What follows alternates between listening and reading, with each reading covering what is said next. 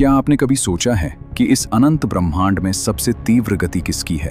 क्या वो वायु है, क्या वो प्रकाश है, या फिर मन की गति? एक ऐसा पक्षीराज जिसके पंखों की एक उड़ान मात्र से बड़े बड़े पर्वत अपनी जगह से कांप उठते थे, जो अंतरिक्ष को चीर कर पलक झपकते ही एक लोक से दूसरे लोक पहुंच सकता था। साक्षात भगवान श्री हरि विष्णु का वाहन गरुड़।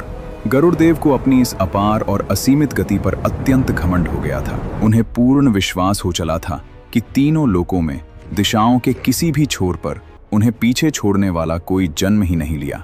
परंतु जब भी किसी भक्त के भीतर अहंकार जन्म लेता है तो भगवान उसे मिटाने का उपाय स्वयं करते हैं। द्वारकाधीश भगवान श्री कृष्ण ने गरुड़ के इस अभिमान को जड़ से नष्ट करने के लिए एक अत्यंत अद्भुत लीला रची। एक दिन श्री कृष्ण ने गरुड़ को अपने समीप बुलाया और आज्ञा दी, हे गरुड़, इसी क्षण गंधमादन पर्वत की ओर जाओ और मेरे परम भक्त हनुमान को संदेश दो कि उनके प्रभु श्री राम ने उन्हें द्वारका बुलाया है। गरुड़ ने बड़े ही गर्व से मुस्कुराते हुए उत्तर दिया, प्रभु, बस इतनी सी बात, मैं पलक झपकते ही उन्हें ले आऊंगा। परंतु वो वृद्ध वानर मेरी गति का सामना कैसे करेगा?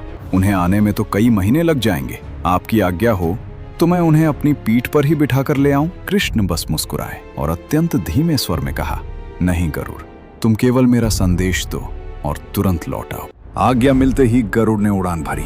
अंतरिक्ष को चीरते हुए, तारों और उल्का पिंडों को पीछे छोड़ते हुए उन्होंने अपनी गति की सारी सीमाएं लांघ दी। वायुमंडल चीखने लगा, दिशाएं कांप उठी और कुछ ही क्षणों में गरुड़ गंधमादन पर्वत पहुंच गए। वहां उन्होंने देखा कि महाबली हनुमान एक शिला पर बैठे हैं, आंखें बंद हैं और वो पूरी तरह से श्री राम के गहरे ध्यान में लीन हैं। गरुड़ ने अपने अहंकार भरे स्वर में कहा, हे वानर, आंखें खोलो, भगवान श्री कृष्ण ने आपको तुरंत द्वारका बुलाया है। मेरे साथ चलिए, मैं अत्यंत तीव्र हूँ।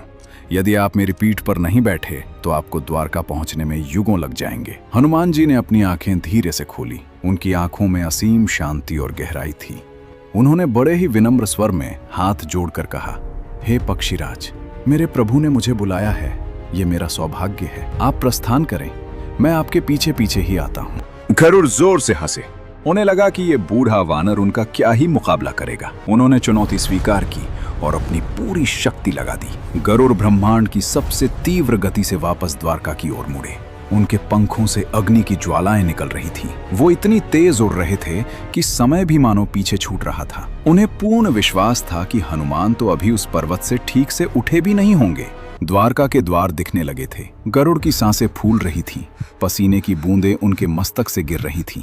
बुरी तरह हांफते हुए, पसीने से लथपथ गरुड़ ने द्वारका के महल में प्रवेश किया। उन्होंने भगवान श्री कृष्ण के कक्ष का द्वार खोला, अपनी विजय की घोषणा करने के लिए। लेकिन जो दृश्य उन्होंने सामने देखा, उनके पैरों तले जमीन खिसक गई। उनकी आंखें फटी की फटी रह गईं। जिस वानर को वो मीलों पीछे उस पर्वत पर छोड़कर आए थे, वो महाबली हनुमान पहले से ही श्री कृष्ण के चरणों में बैठे अत्यंत प्रेम से अपने प्रभु के चरण दबा रहे थे। गरुड़ का सारा अहंकार, उनका सारा अभिमान आंसुओं में बह गया। वो घुटनों के बल गिर पड़े।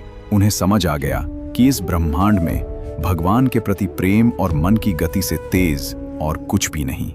जहां राम का नाम होता है, वहां समय और गति के नियम भी नतमस्तक हो जाते हैं। वायुपुत्र हनुमान की गति को मापना साक्षात वायु को मुट्ठी में कैद करने जैसा था। सत्य ही है, जहां भक्ति शिखर पर हो, वहां घमंड का अस्तित्व क्षण भर भी नहीं टिक सकता।